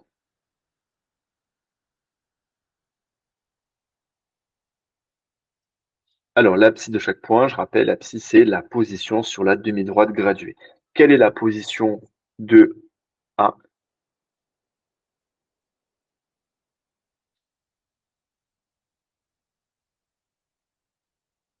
Position de A. Donc, on est divisé par quoi? 1, 2, 3, 4, 5, 7, 8, 9, 10. Là, forcément, c'est un dixième. On travaille sur ça. Donc, A, il est à 3 dixièmes. Parfait. 3 dixièmes ou 0,3, oui, comme on veut. On va écrire 0,3.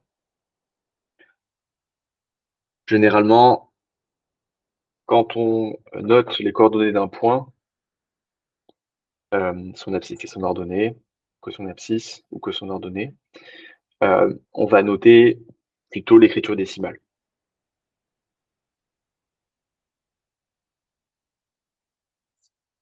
Ensuite,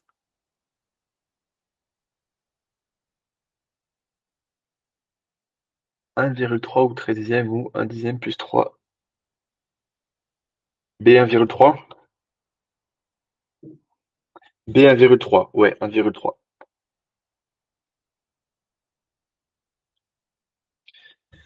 Le C, on est sur 1,1. Donc attention, on prend bien des virgules. Pour le D, on voit qu'on est juste avant 1. Donc ce sera plus petit que 1, ce sera 0,8. Parfait. OK, pour le A, pour le B. Pour le B, donc cette fois-ci, bon, c'est la même chose, on est divisé par 10, on vérifie quand même, on ne sait jamais. 1, 2, 3, 4, 5, 6, 7, 8, 9, 10.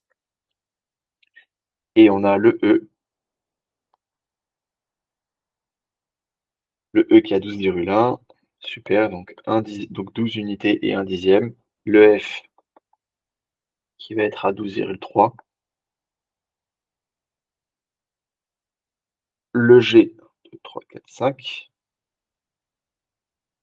12,5. Et le H à 13,1. Top. Important de savoir lire correctement sur une demi-droite graduée. Eh bien, voilà, l'abscisse d'un point. Parce qu'encore une fois, quand vous aurez à lire sur un graphique la position d'un point ou de je sais pas quoi par rapport au problème qui sera donné, ben, il faut savoir lire correctement. Déjà, arriver à décrypter à combien correspond une graduation et savoir compter correctement de graduation en graduation.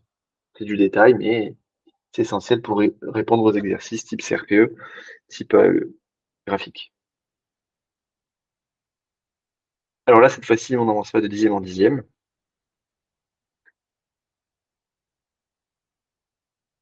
Voilà, 25,5, très bien. Pour J. On voit que pour passer de 25 à 26, on est juste divisé par 2, donc on a une graduation qui correspond à 0,5. Donc 25 plus 0,5, 25,5. Pour K, on aurait 27,5, on me propose, donc 26, une graduation, enfin, deux graduations suivantes, on a 27, 27,5. Et L, 28, 29, 29,5. Même principe. Ok, savoir lire une abscisse, c'est important.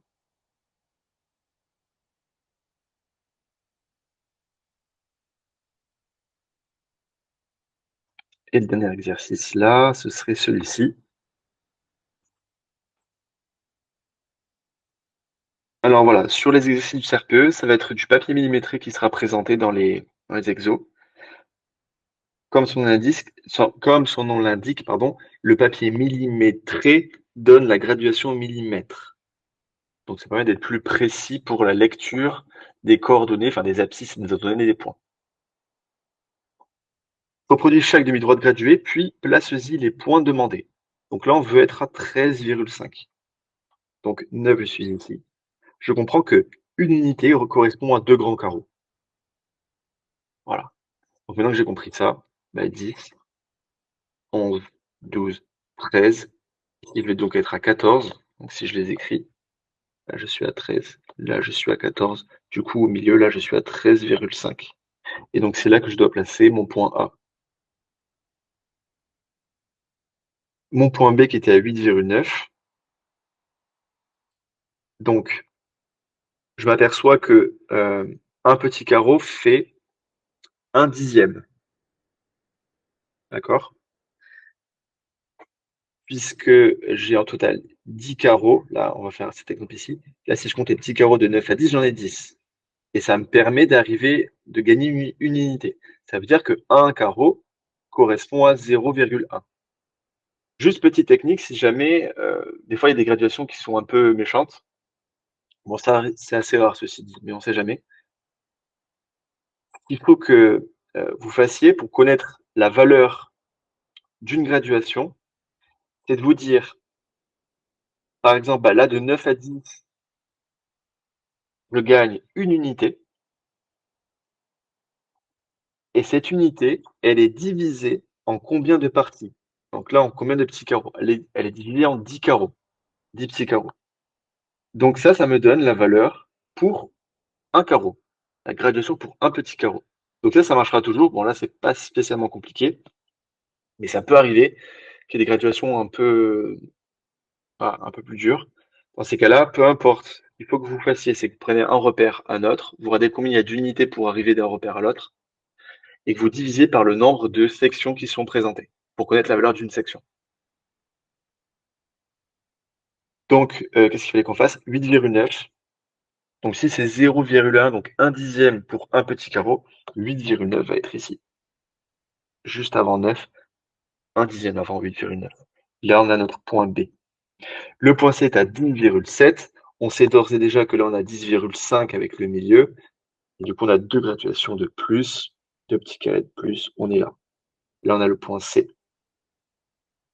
Et le point D qui est à 15,1, 13 est ici, 14 est ici, 15 est ici. Je rajoute un petit carreau pour un dixième. Je suis là. Et là, j'ai le point D.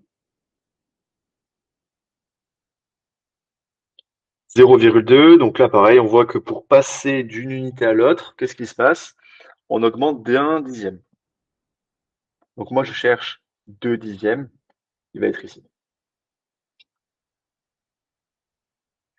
On va pas écrire 0,2. Enfin, on peut écrire 0,2 si on veut, mais on va surtout écrire le point. On va placer le point E ici.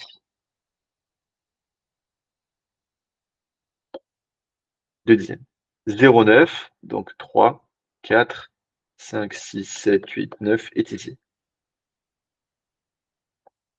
On a 0,9.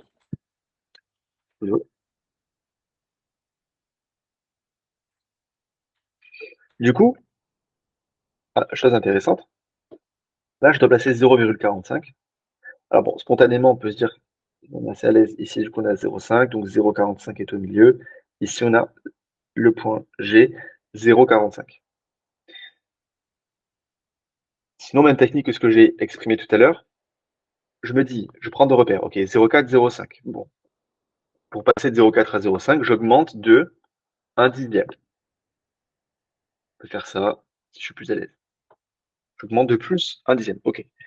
Ce dixième d'augmentation, il est divisé en 10 parties égales, c'est-à-dire les 10 petits carreaux. Entre 0,4 et 0,5, là, il y a 10 petits carreaux si je les compte. Et ça va me donner la valeur de 1 petit carreau. Et un petit carreau fait donc 0,1 divisé par 10. On se rappelle que quand on divise par 10, on va décaler la virgule vers la gauche. Donc ça donne 0,01. Ça, c'est la valeur pour un petit carreau. Et donc là, je suis peut-être plus à l'aise à me dire ça et me dire que si je pars de 0,4, après ça fait 0,41, 0,42, 0,43, 0,44, 0,45. J'augmente à chaque fois de 1 centième par petit carreau. Et j'ai le point G.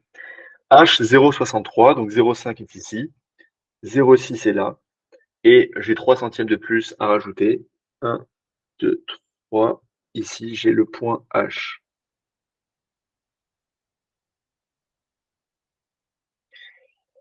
J, donc 5,34. Donc là, pareil, on voit qu'on est sur des graduations un peu plus spécifiques, enfin spéciales. Alors, comment ça fonctionne? Si je ne sais pas, on va passer au principe que vraiment j'en sais rien. Donc de 5,30 à 5,35, j'ai augmenté de 5 centièmes. Donc j'ai fait plus 0,05. Plus 5 centièmes. OK. Et ça, je l'ai fait en combien de carreaux?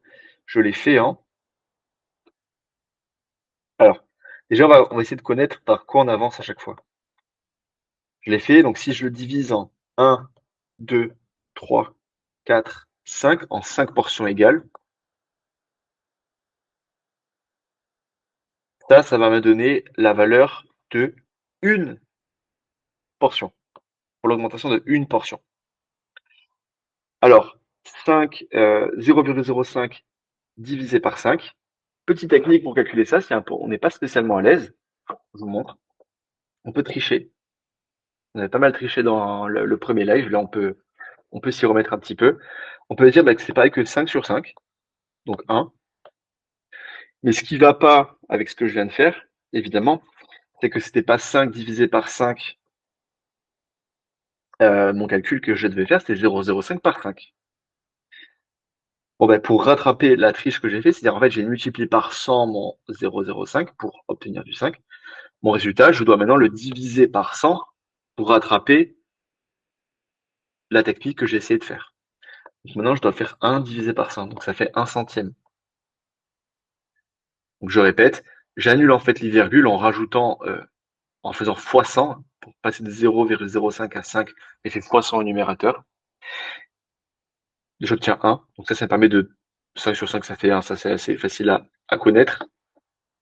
Ça permet de trouver au moins ce premier résultat. Et après me dire, bon, il faut quand même que je rattrape parce que moi, c'est ça que je voulais.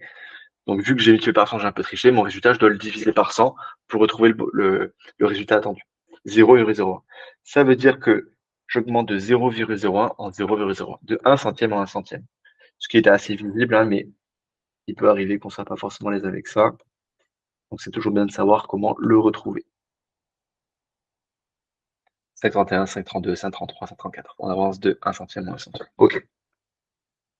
Du coup, je vais pouvoir placer mes différents points. 5,34. Bon, ben, il est ici. Là, on agit. Ensuite, 5,38, 35, 36, 37, 38. On n'a qu'à 315. Alors, 5,315. Donc, c'est entre 5,31 et 5,32. Donc ici, je l'ai 5,315. OK? Donc j'ai le L.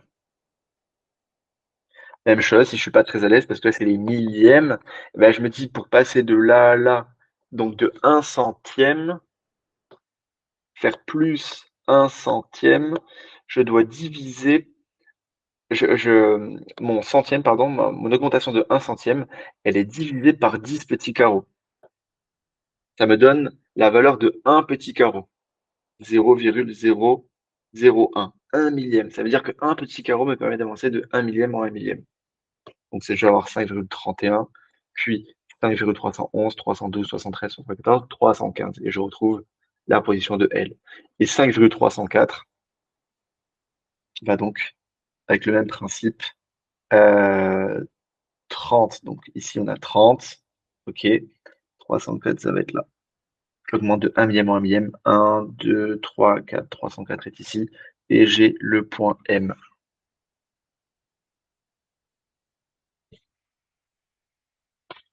Voilà sur ça. Voilà, vous serez bien à l'aise pour la graduation. Mais c'est important. Ça va jusque-là? Oui. Fait.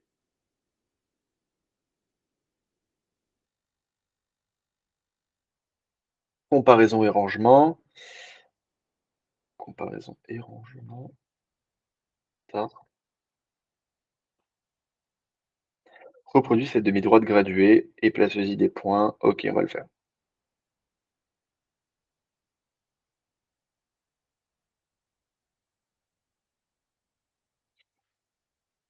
Alors, j'ai ma demi-droite graduée et je dois placer différents points.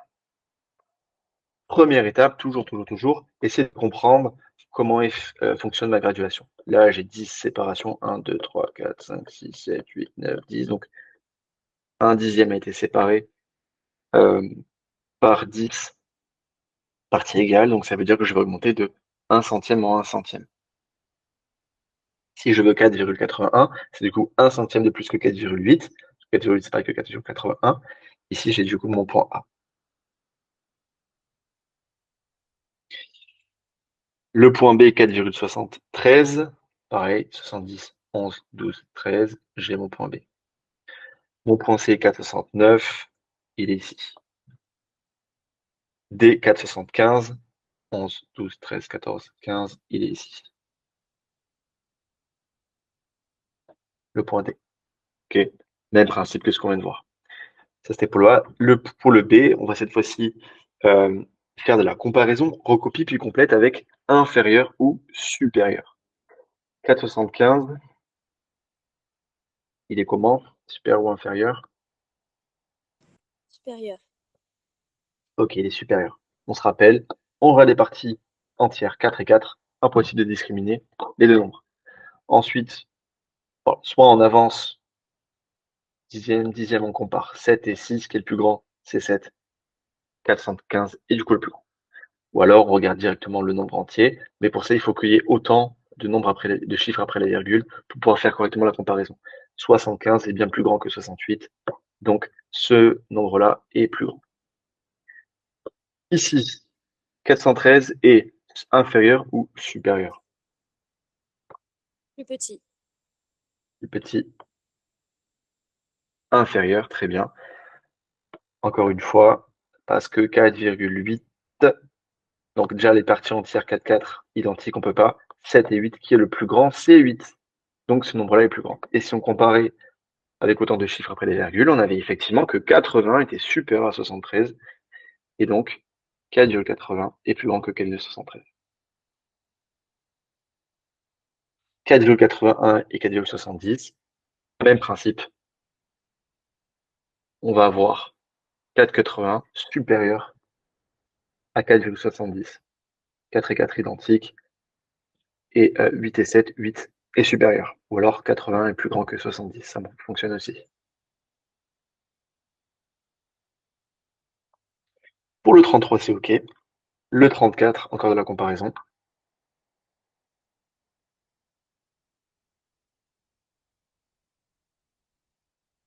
Recopie puis complète avec inférieur ou supérieur.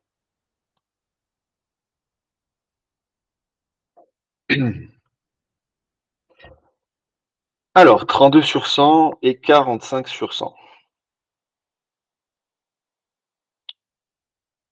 Qu'est-ce qu'on en pense?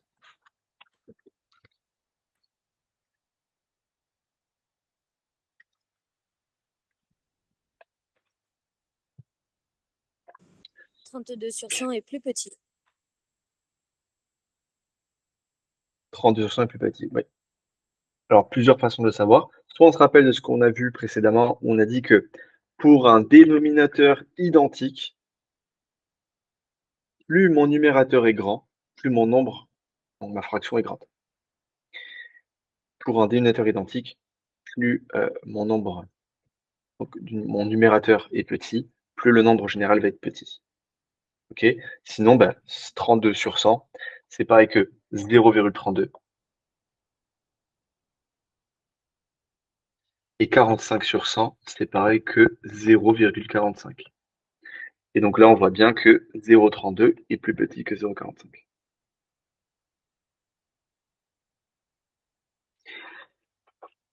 Alors, 7 sur 10 et 7 sur 100. Ou alors 7 dixièmes et 7 centièmes. Là, c'est l'inverse de ce que l'on a vu, enfin de la règle que je viens de citer. Cette fois-ci, si on a un numérateur qui est fixe, qui est identique, c'est lorsque le dénominateur, cette fois-ci, est plus petit, mon nombre va être plus grand. Alors que quand mon dénominateur est plus grand, mon nombre va être plus petit. C'est logique parce que si j'ai une pomme et que je la divise en 1000, ça va être plus petit que si j'ai une pomme. Donc une portion de cette pomme, au final, sera plus petite que si j'ai une pomme que je divise en 2. La portion sera plus grande. Donc moins je divise, plus je suis grand. Logique. Donc ici, on va avoir ça. Simplement, sinon, 7 dixièmes. 7 dixièmes, c'est 0,7. Et 7 centièmes, c'est 0,07. Et donc, on a bien que ici, 0,7 est supérieur à 7 centièmes. OK. On termine cet exercice. 43 sur 100 et 4 dixièmes. 43 sur 100, eh bien, ça va me donner 0,43.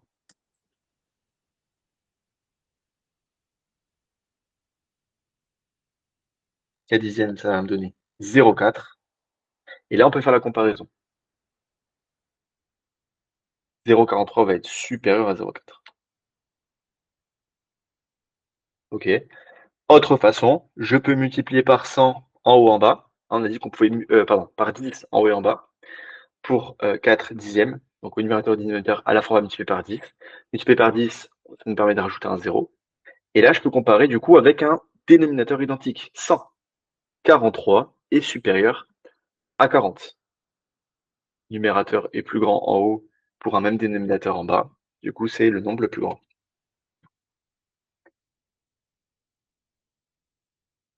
Pour D, on a 85 sur 100 et 9 sur 10. Je pense qu'on va utiliser la même méthode qui est pas mal. Hop. Je peux rajouter un 0 en haut en bas parce que ça veut dire qu'en mathématiquement, G fait x10 fois 10. Et G inférieur, tout à fait. J'ai du coup 85 centièmes inférieur à 90 centièmes. Maintenant que j'ai les mêmes dénominateurs, je peux comparer les numérateurs entre eux. 85 est plus petit. 37 centièmes et 307 millièmes. Même chose. Hop, je fixe mon dénominateur. Je n'ai plus qu'à rader les numérateurs. Et là, j'ai 370 qui est plus grand que 307. Parfait. 5 plus 8 dixièmes. Donc j'ai 5 plus 8 dixièmes. Je peux l'écrire si je veux en écriture décimale. Donc ça fait 5 plus 0,8, 5,8. Et l'autre, j'aurai 5 plus 8 centièmes. 8 centièmes, c'est du coup 0,08. Et 5 plus 0,08, c'est 5,08. Et 5,8 va être plus grand que 5,08. D'accord? Je l'écris ici. J'ai 5,8 et 5,08. Partie entière égale. Dixième, hop, plus grand ici. Ou alors je me dis 80, c'est plus grand que 0,8.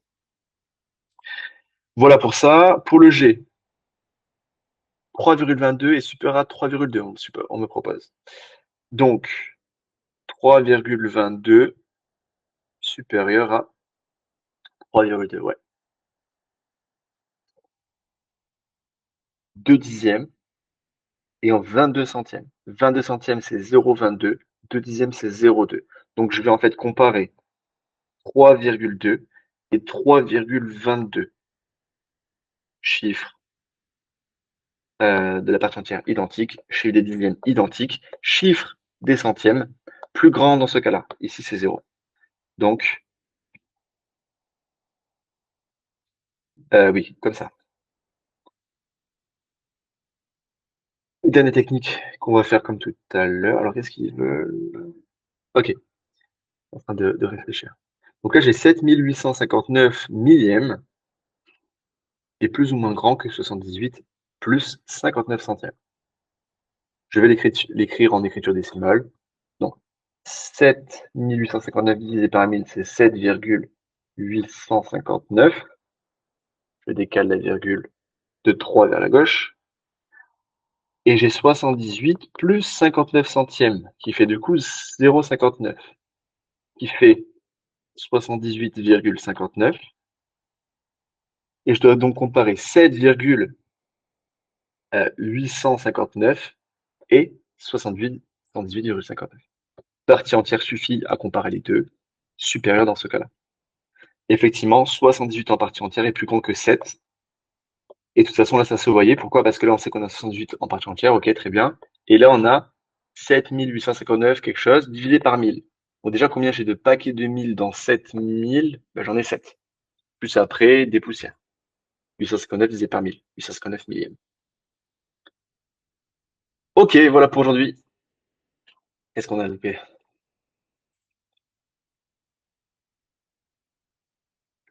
Petit encadrement, ok. On a perdu un tout petit peu de temps avec mon histoire de tablette qui s'est éteinte. C'est dommage. Et voilà pour aujourd'hui. Alors, j'espère que ça vous a un peu plus éclairé sur les nombres décimaux. Petits rappels qui font du bien, surtout qu'on fait toujours des rappels, des liens avec le CRPE, avec d'autres choses. Donc ça, je pense que c'est toujours bon à prendre.